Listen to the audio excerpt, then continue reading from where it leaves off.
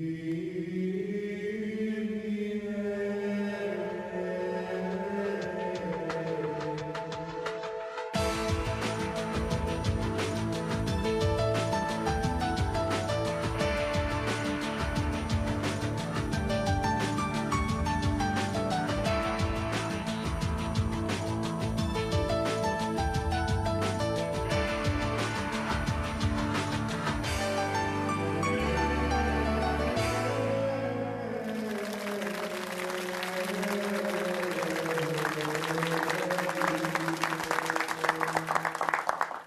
evening, and we have a big surprise tonight.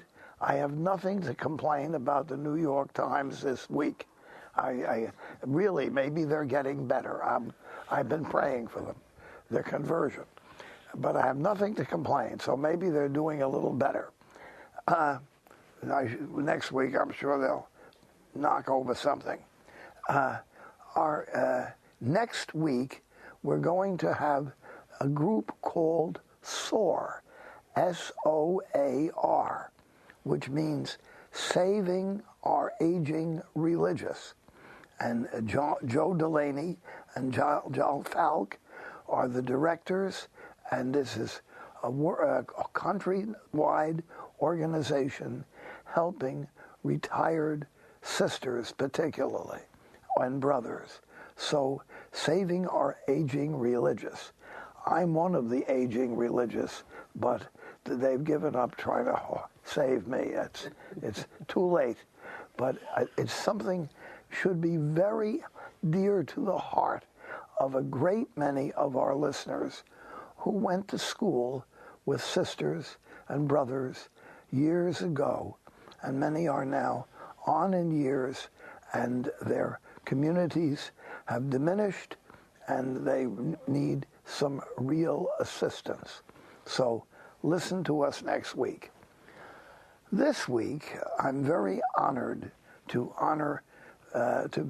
welcome Ken Hackett. Ken is Director of Catholic Relief Services, period. It's under the aegis of the Catholic Bishops of the United States, and it does an immense amount of help right now, whenever there is a problem, an urgency, an emergency, as in Haiti at the present time. And you might wonder, and I wonder, what does the Catholic community do? And it does with CRS. There are 5,000 people working for CRS, and they're estimated to be assisting about 100 million people in the world. This is a huge religious organization for relief, emergency assistance, probably, I think, the largest in the world. So, Ken, very much welcome. Father. Nice to be here with you. We're delighted to have you. And before we talk about it, I'd like to hear a little bit about yourself. An old Boston College boy, right? I am. And you come from West Roxbury. I do. I'm a real Bostonian. But I left in the late 60s and went to Africa. And I guess that missionary zeal was there, even though I started with the Peace Corps, and then continued with Catholic Relief Services for now 38 years. 38 years. That's wonderful. And your children, some of them have been born in the... I have a daughter, Jenny, who was born in the Philippines, and a son, Michael, who was born in Nairobi, Kenya. So we've moved around the world. All over the world. And I'm sure that you have friends all over the world. Oh, absolutely. Bishops, absolutely. Priests, governors, absolutely. Ordinary people, poor little people. Because we've assisted so many people for so long and had such strong partnerships with the church and sometimes the host governments, I find that as I travel around, I meet ministers of health and prime ministers who say, "You provided me assistance when I was going to school." That's how long we've been in some of these countries, and it makes a profound difference when you have those kind of relationships. We've got some pictures, to show this evening of Catholic relief services, and particularly what's going on in Haiti. At least some of your pictures in Haiti, which everybody is concerned about Haiti right now, not only all of the troubles that came and the sicknesses and this storm and the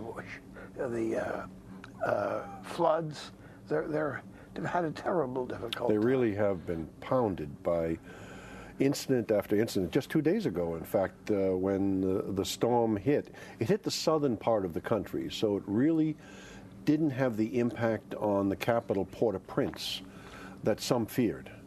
But they got extensive rains, and there's an awful lot of misery in those tent camps that are there. People are suffering in Haiti, and it's a very complicated situation in which to respond. The geographic locality, the fact that it was such a poor country, the fact that maybe between 60 and 70% of the people prior to the earthquake last January were either renting or squatting. They didn't own property. And so then when the property was destroyed, where do they go? The reconstruction effort, the rebuilding, the basically helping people recover their dignity in their life, it's going to take a long time. The way we're going about it, and we, when I say we Catholic Relief Services, I mean Catholic Relief Services and the network of Catholic agencies that we collaborate with, both diocesan agencies, Catholic hospitals, the Missionaries of Charity, religious communities of men and women. We're trying to work together so that we can make a long-term sustainable difference in the lives of many millions of people in that country. It was incredible symbol of the disaster was the collapse of the cathedral, which I assume missionaries had built, and rather beautiful cathedral, was destroyed, and the Archbishop was killed in the collapse of the cathedral. The Archbishop and his Vicar General.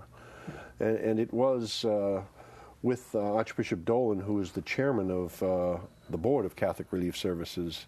We traveled together to Port-au-Prince in January to attend the funeral mass for the Archbishop and his Vicar General.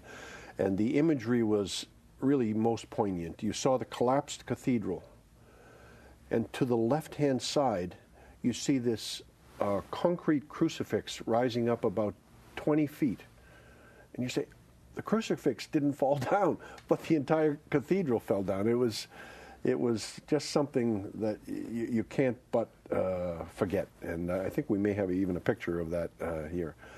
But that was a trauma for the people of Haiti and the church to lose their leaders. There were many other priests and nuns and so many individuals who lost their lives and were hurt and maimed, lost their whole income and livelihood. Churches were destroyed, convents, rectories, schools, orphanages. It's going to be a long recovery. And you know, many of us here in New York, and I'm sure other large cities, we have dear friends in the Haitian community. Haitian people have come here and over the years, and they're very good Christian people, Catholic people, and very hard-working people. I never met a Haitian person that was not working hard and starting to build a home and get things going. Yes, there's a picture there, by the way, of the ruin of the cathedral. And you see that crucifix there on the side, how it stands up from the rubble in the ashes. And the Archbishop and the Vicar General were dead. Were both in there, yes. I think they were missionaries, weren't they? No, they were local indigenous Haitians. Yes, and no, they were. The impact of their loss on the church was quite profound. I mean, people were stunned and just were unable to kind of move for that first few weeks, because they felt such grief and such loss, and they didn't know the first step to take very often. And that happens in many of these major calamities. We were lucky, Catholic Relief Services, that we had an office in Port-au-Prince and offices in other parts of the country. And from one office in the southern part of the country, our staff moved in right away to bring assistance that we had stockpiled in the country. You see that picture there of Archbishop Dolan right in front of the front facade of the cathedral, greeting some of the priests who were there during that funeral mass. That's the facade that did not collapse. That did not collapse. Well, the top of it is kind of collapsed. The sides are totally down. There's nothing behind it, and that facade will have to be torn down. I don't think it can be saved. But that was a very moving experience that morning that we were there for that mass. It was quite something.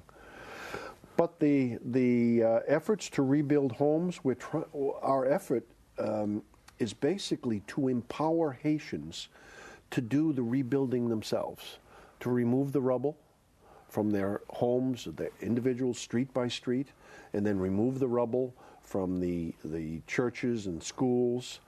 And we pay a little bit for them to remove that rubble so they have a little cash moving into the economy. And that starts to bring a sense of control and dignity to the people. As I say, it's going to be long. We're going to be at this for quite a while. The systems of accountability and transparency were a little bit weak before the earthquake, and we're hoping that now with the Bishops' Conference there, we've set up a construction entity which will have engineers and lawyers and architects and builders working right in one unit, which will be responsible for controlling the money, to adhering to construction code, and basically ensuring that things are built correctly in the future. This is a picture of another part of the world that we're working in right now, in Indonesia, where this Mount Merapi, the volcano, has exploded, and people there had to flee very quickly from the situation in that part of the world. And Catholic Relief Services is there. Indonesia is a primarily Muslim country, but we've been working there for 55 years. We work in close collaboration with the church's social service structures, and they work in close harmony with the government and other groups, even some mainline Muslim humanitarian groups, and there's a great collaboration that goes on in certain parts of that country. Isn't that interesting to understand that CRS is seen as a benign help rather than coming in to convert people right on the spot? Absolutely. You know. I mean, we're Catholic. We make no bones about that. But it's because we're Catholic that we assist everybody, be it Buddhists, be it Muslims, be it Catholics. It's important, though, which I think CRS has done very well on this, and a number of the Protestant organizations, not become, they called, rice Christians. Yes. Rice Christians, years ago, was an expression of people in China who became converted so that they got the rice to live. That's true. No, our approach is to support the dignity and sanctity of the individual, to give them the power to change their lives, not for us to do it for them. No, well, you know, I can see with my knowledge over the years and many Haitian people I've met here in New York, they have a great deal of ability to help themselves and get dignity. It's, I think any priest, clergyman in the metropolitan area would be very impressed by the Haitian Christians and Catholics, and many are Catholics, that we meet in this country. No, their faith is strong. And very hardworking and putting good work. I sad all that happened to Haiti. They will put it back. They will get the pieces back. I hope. It'll take time. When we get back to after our break, I want to talk a little bit about the problem of evil. Here we have a very devout, well-meaning island, and catastrophe upon catastrophe comes down upon them. And you say, What happened to God? Where was God? What was he doing? Did he know what was going on? Does he care? Does he know? That's a huge, big question, and it's called the problem of evil. And I don't like to walk away from that problem. So we'll come back to that after our break in a couple of minutes.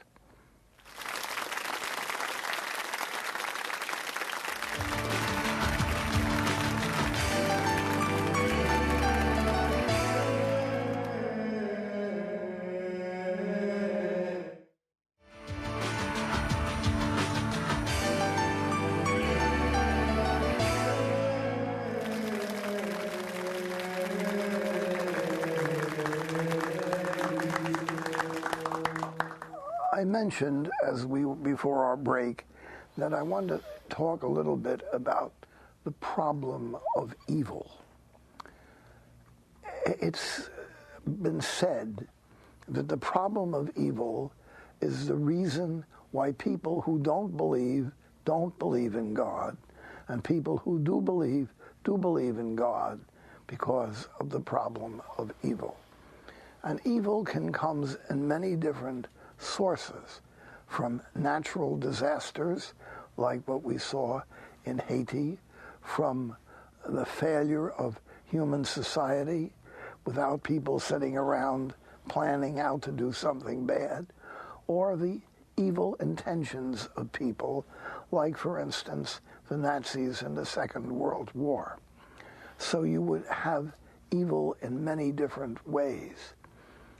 And there is not an answer for anyone to sit down and give you an answer.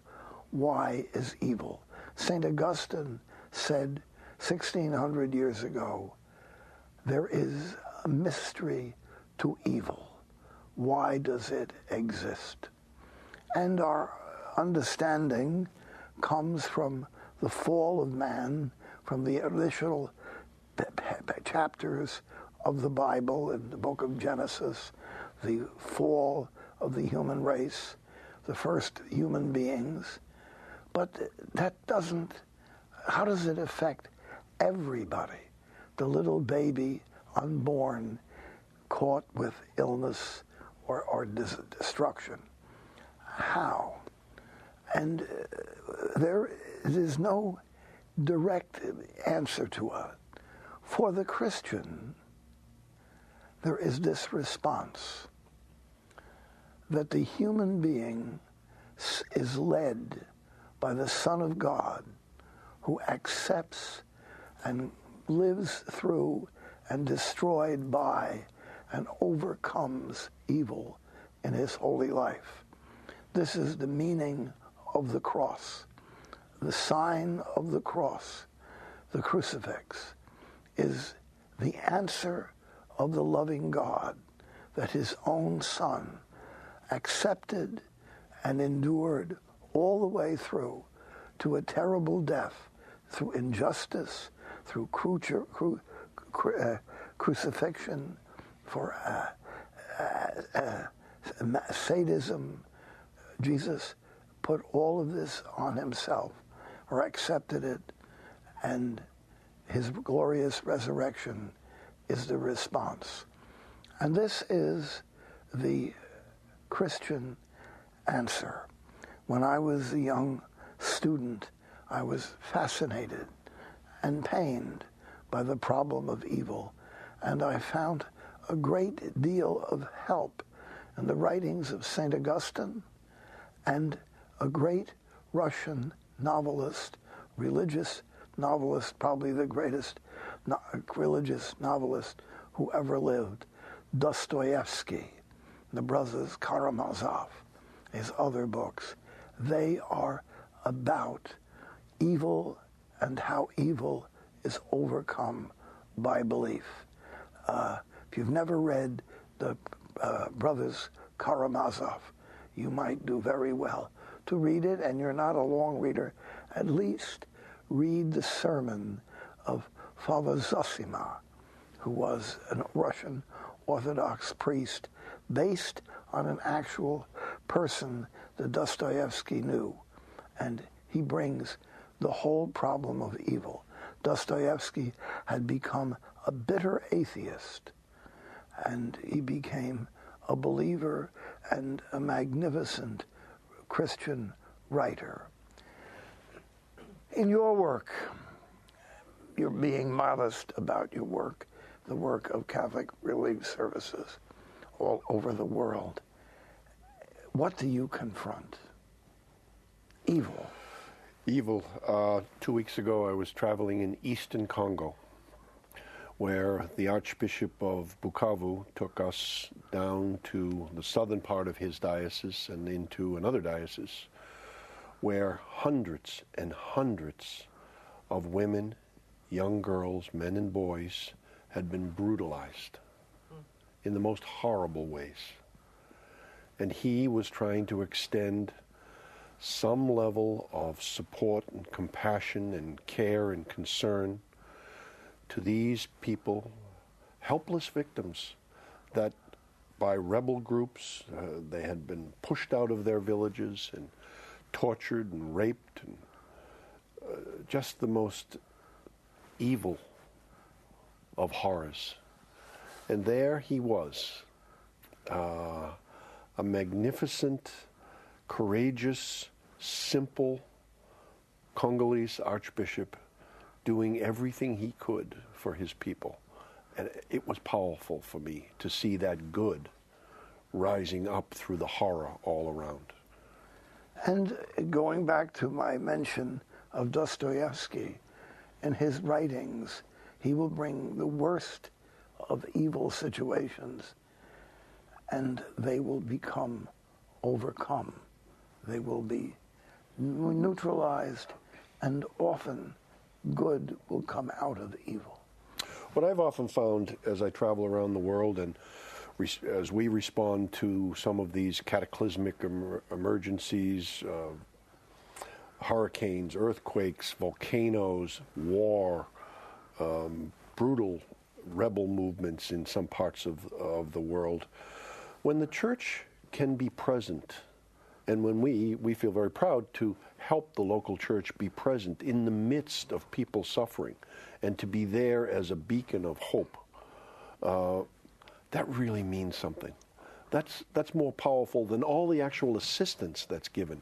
It's the presence, the heartfelt concern, the compassion, and just being with the people. That makes a profound difference. Now you have 5,000 people. I do. Representing the United States, which a lot of people in the world resent against the United States. It's not a popular country by any means.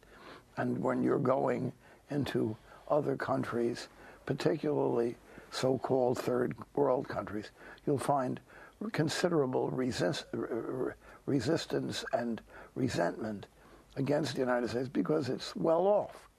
That's right off the bat. If you're well off, people will be unhappy with you. How do you find that CRS people who all 5,000 of them are Americans? No, and 5,000 are not Americans. Oh, the majority are nationals of that country who've worked with us for 30 years, who are not even Christian, some of them. But they understand who we are and what we represent in terms of our values, and feel very much comforted in working with an agency that is American and Catholic. And so in early August, I was in a town in the center of Afghanistan. Now, all we hear on the news is Taliban, Taliban, Taliban, Al-Qaeda, anti-American. The fact of the matter is, in this rather major town, they welcomed the Americans and Catholic Relief Services. They knew who we were as a Catholic organization and an American organization, and they were proud to collaborate with us. I was taken throughout the town, shown the beautiful blue mosques and some of the monuments, and they were very proud of what they had and proud to show it to an American Catholic organization. So it's not always how the media portrays things. You started off talking about the New York Times. They like to present the worst of cases rather than what is often the best of cases. When you have a human relationship with a group of people, it becomes a relationship that you could have in New York, or you could have in Afghanistan or Port-au-Prince, Haiti. It's about how people relate. It's interesting also, slightly different. There's one of those examples of problem that's central. What is that? That was the horror of Rwanda and the genocide of 1994. And that kind of captures what we faced. We had been working in Rwanda since 1960, and when that genocide took place, in which over 800,000 people were slaughtered, Catholic Relief Services was there and trying to be present in the midst of the horror. Yes, and I think a number of missionaries were killed. Oh, many were killed. Yes, yes. Many.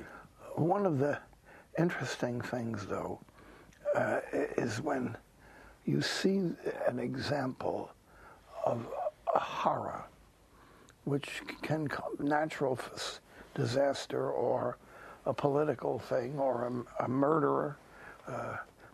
Sometime in human societies they become homicidal, like in Rwanda.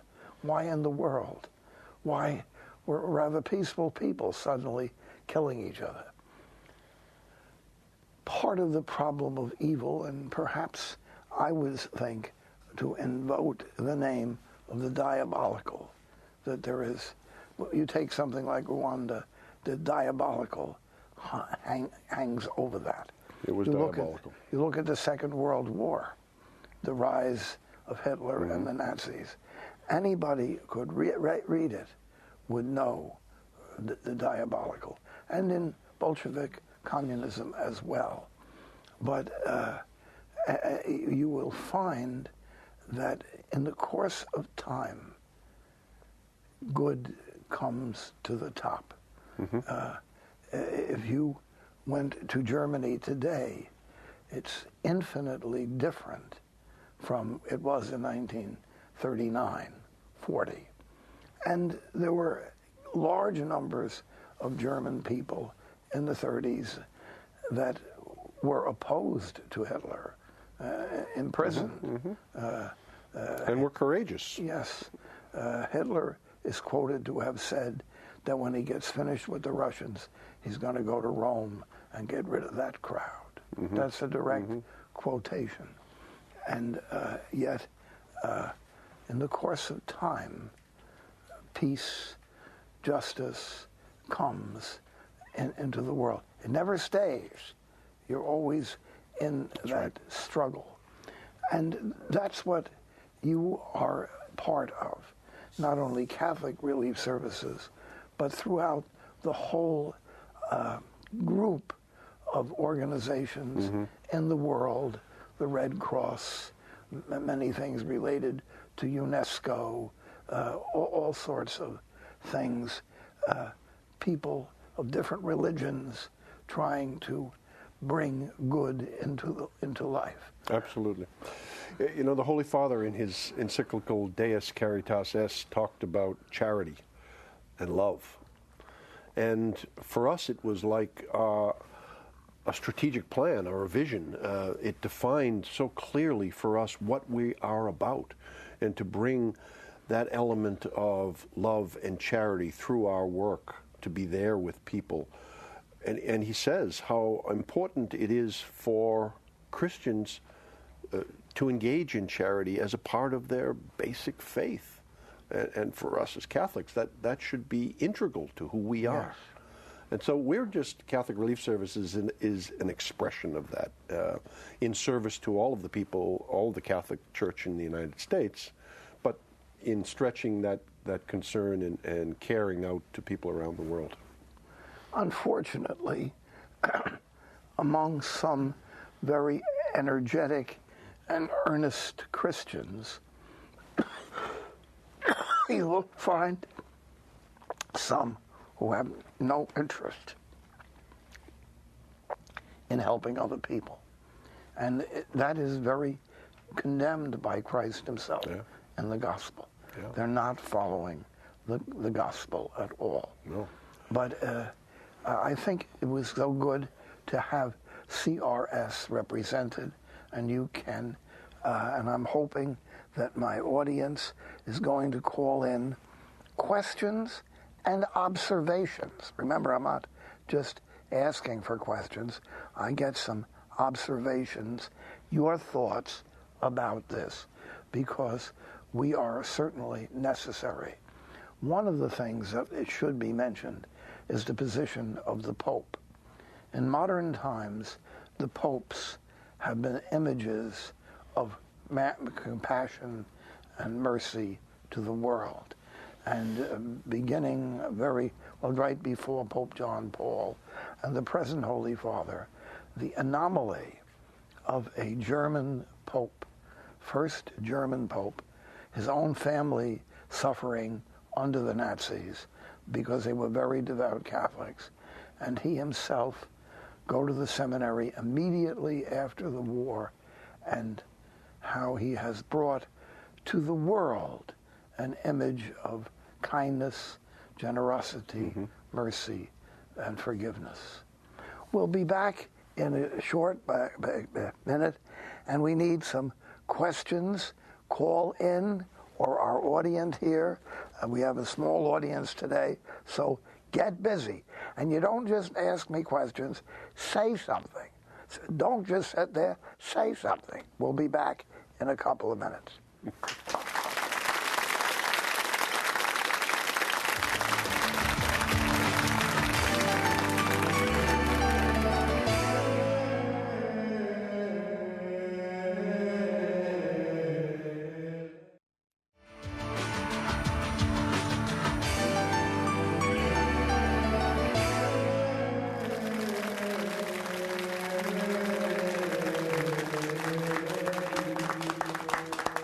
Well, our first call this evening from Patricia. Patricia, where do you live and what are you going to tell us? I live in Florida, and I am originally from Iraq. I've been here 32 years. And I'm very upset about the last Sunday. They did persecute our Catholic in their church, and they blew up the church and killed many people with the priests, 2 priests, and we don't hear on these things on the radio or on TV here. It's like it's not included in the world, Patricia, and are we going to do something about it? Is it a Catholic? Patricia, would you please tell us, because I did not hear much of this. Could you tell us tonight? This was in Iraq. Right, in Baghdad. In Baghdad. And the Catholic Church. Our Catholic Church, the Syrian Catholic Church, they went to Mass at 5 o'clock in the afternoon, and after the scripture, and they said some prayers, and 4 or 5, whatever, I don't know how many people entered the church and started shooting on them. And, of course, the people were flat on the floor, but they kept shooting, and they killed 2 priests and the rest of the whoever there was there available in front of them. This whole thing is a hostage situation, lasted 5 hours. And I see on Facebook, and my family sent me some information, and I see the people has injured not only physically but psychologically. Well, Patricia, I want to thank you very much bringing this to the attention of our whole audience. Many, many thousands of people watch this program, tens of thousands of people. And I would suggest that our audience learn about this, ask particularly through the diocese, the diocesan organization that does public relations, and also to contract, if you have the fact, your congressmen and your senators, because this is an atrocious problem and action. And I agree with you. Catholics have not responded to this. I have not heard. No, this is very deliberate and repeated act. This happens to be one of the worst in a while. This attack was directed directly at Christians by some groups of people who want to basically drive the Christian population from the country, and it's a very, very tragic situation in Iraq, and the Christians in Iraq are scared, and that's why so many have left and gone to Jordan and Lebanon and Syria, and then tried to find safety in Europe and the United States. There are groups set on driving Christians from Iraq and other parts of the Middle East. Now, there is nothing directly that our own government can do, because these are not governmental things that are doing it. No, I think our government can be conscious and in its deliberations with the government in Iraq, when they get their government finally set, they can raise these questions about, and don't make it just a general concern for minorities, although it should be, there should be a concern for minorities in the country, but Christians are being persecuted. It seems to me that we don't hear much in the Catholic press about this. No, I think we will be seeing something coming out in some of the Catholic magazines within the next couple of editions. Oh, well, certainly. I'm going to look into it myself in public relations. Good. Thank you, Patricia. We appreciate that. We have a call from Peg. Peg, where do you live and what you're going to tell us? Hi, I'm from Omaha. My question is, generally the donations to CRS for Haiti so far, what percentage has already actually been put into service for the people? Peg, we're spending at what we consider a very effective level, about 60-something percent of the money that we have received, we have turned into humanitarian action. Now, it's going to be a long recovery. So we're going to have to stretch this out, but we're building transitional homes. We've fed thousands of people. We had to get ready for this cholera epidemic that was creeping right into Port-au-Prince, and preparation for the storm that hit just a couple of days ago, in building new drainage ditches and things like that, so that the people who are living in those terrible makeshift shelters wouldn't find themselves being washed away.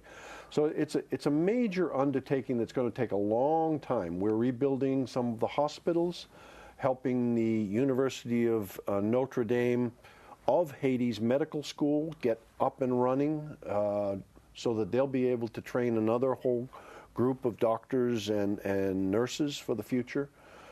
There's a lot to do, and we're going to be at it for a long time. And CRS is very much involved. CRS is very much involved with the organization of the church in Haiti, which is called Caritas, at the diocesan level, at the parish level, and at the national level. Well, thank you. And let me ask directly, if people want to be directly supporting CRS, I know there is a CRS collection every year in every parish, once a year. But suppose people wish to be in direct touch with CRS. People have already been extremely generous, and if they want to make an additional gift, they can send it to our P.O. Box 17090, 17090, Baltimore, Maryland 21203. And that will go directly to however you designate it, whether it's for Haiti, whether it is for vulnerable children, whether it's for people hit by the earthquake in Indonesia and Pakistan, wherever you designate it, we honor that designation and ensure that that money goes there. That's very impressive, because sometimes people were asking me, where can I send something to Haiti?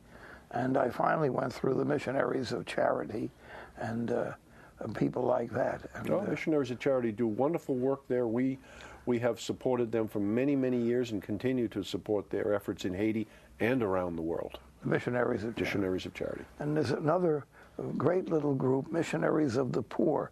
Father Richard Holong comes down there from in the islands, and his missionaries are in Haiti as also. I believe Father Holong was on this program with us, the Missionaries of the Poor. We have a call from Gene. Where are you from, Gene, and what are you going to tell us?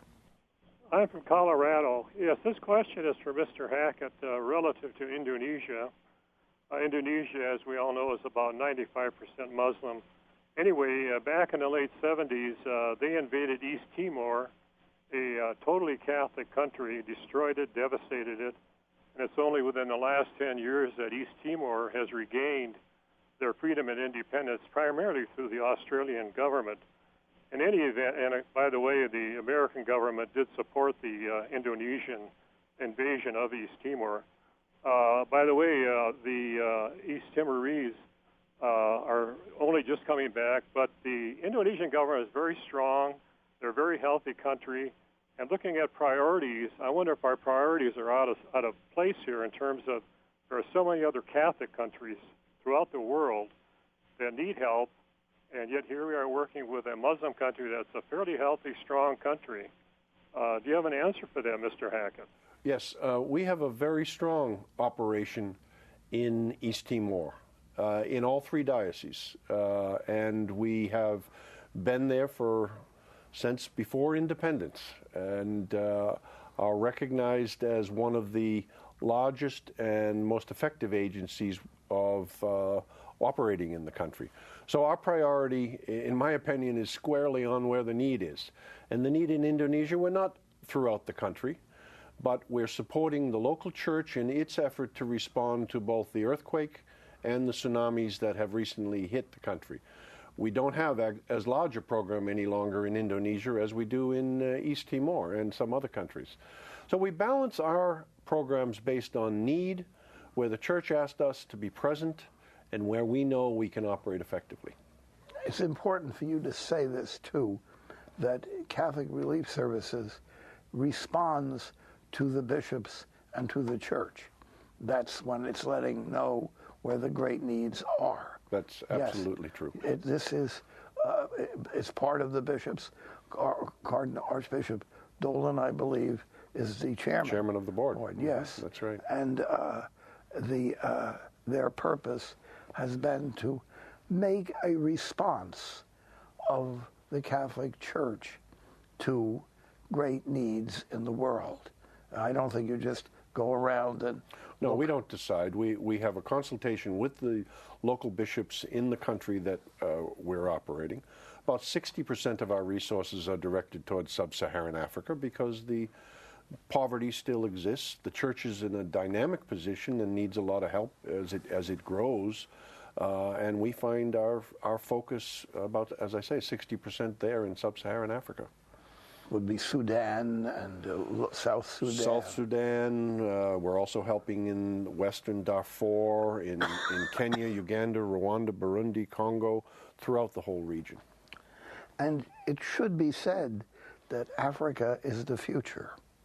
Well, certainly in terms of the growth of the church. Yes. It is. And I think in many ways the future is with Africa. Sad to say, the vast majority of here listening to this program are descendants of Europeans. But sad to say, Europe seems to be losing belief in itself, and especially in its faith. It's very small numbers of people, few children born, many of the children born coming from outside of Europe, and it's frightening. Well, that's not the case in many parts of sub-Saharan Africa, many parts of Asia, and Latin America. I mean, we're seeing a dynamic, not just growth, but a real strengthening of the church in many of these countries. My family is Irish and Alsatian, Alsace-Lorraine, and in both of those areas, where faith had been very strong, the faith is weakening, and the fabric of the society is weakening. It's weakening. We have a call from Marianne. Marianne, where are you from, and what are you asking us? I'm calling from New York City. Hello, Father Groeschel. Hi. And I love Dostoevsky. He's a magnificent writer, so I appreciate you're appreciating Dostoevsky. My question actually is to Mr. Hackett. Actually, it's two quick questions. I know that Mr. Hackett and members of Catholic Relief Services have seen some of the worst atrocities that humankind has committed against humankind. And I was wondering how he deals with some of the despair. There's been despair sometimes when Mr. Hackett thinks, oh, golly, this is the nightmare of what people can do to each other, and how you deal with that on a personal level. And also, living in New York City, if there are any local Catholic Relief Services where I could volunteer, because I really would love to help out. Well, let me start with the last question. In every diocese in this country, there is a representative of Catholic Relief Services, but we don't really offer our service here in the United States. Our service is offered beyond our shores. We have programs with universities. We have a very strong program with Fordham and many other universities here in the United States, and we try to provide material and information to the diocese, each diocese here, but we don't have volunteer programs here. That falls in the domain of Catholic Charities, a completely distinct organization. Catholic Charities is an organization of each individual diocese. For me personally, I think I find a lot of strength in my wife and two children, and they give me great hope for the future. I also know that I have some great people working in Catholic Relief Services who can make a dramatic change in the lives of people who have been distressed, who have been brutalized, and we've done it time and time again. And when you know you can make a profound difference in somebody's life, each individual's life, that lifts you up spiritually and emotionally. That's very well said, and I appreciate that, Doctor. Let's see if we've got somebody in our audience here would like to ask us a question. All right? Well, thank you, Dr. Hackett. It's wonderful. We're very grateful for the missionary work that you've been doing since 1972. And we were wondering if it relates to the last question, if this challenge of evil has confronted you personally, you or your family members, and how you have you been faced with death, the threat of death, or mocked because of your faith or position with CRS? If you could share with us now about that. You want me to tell war stories, and I've had some horrible experiences. I remember one time in the Philippines where I drove up to a school right after an earthquake. It was about 8 stories that had collapsed, and I heard and saw the kids trapped inside the building. And I had a 5-year-old at that time, and it just tore me up. Those kind of things happen repeatedly. I mean, yes, I've had 14-year-olds shove AK-47 weapons in my face, and that is the world we work in, and we try to find a way to deal with it. The spiritual dimension for us is exceptionally important. Our staff do get traumatized as they walk among people who are traumatized. And we have to be awfully careful at my level, at the highest level, and right down into the people who are working in the trenches, that they don't get burned out spiritually or emotionally. And that takes pretty good leadership to identify it, because as I said, I was just in Eastern Congo, and I saw our office heads in each of the 3 offices we have out there, and I know what they're going through. They're meeting people who are going into villages where dozens of women were raped the week before. And that takes its toll, a real deep toll on staff, and we've got to stay with them and make sure that they have counseling. What we did in Haiti, I thought, was very important. Basically, our staff in Haiti right after the earthquake were traumatized. They lost members, they had their homes destroyed, their jobs destroyed. For the most part, our staff in Port-au-Prince did not come back to the office for at least a couple of weeks. But what we were able to do is we were able to bring in some spiritual counselors, Haitian priests who were working in the United States, and we brought them back to Haiti to counsel our staff. And then we couldn't keep them forever. They had full-time jobs here. We brought social workers from Lebanon who were trained in grief counseling.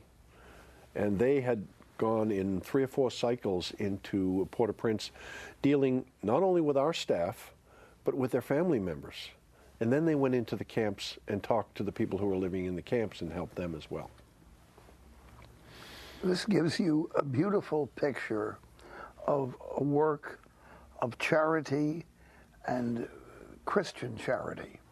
I think that our audience tonight should feel very moved that over the years we have some older people who have donated over their whole lives to CRS.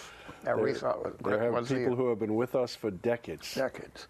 And this was a wonderful opportunity for them, first of all, to meet somebody alive and blood and flesh, and hear precisely what you're doing. And you've been a worker there. You started out in Sierra Leone, and then eventually became the director of CRS.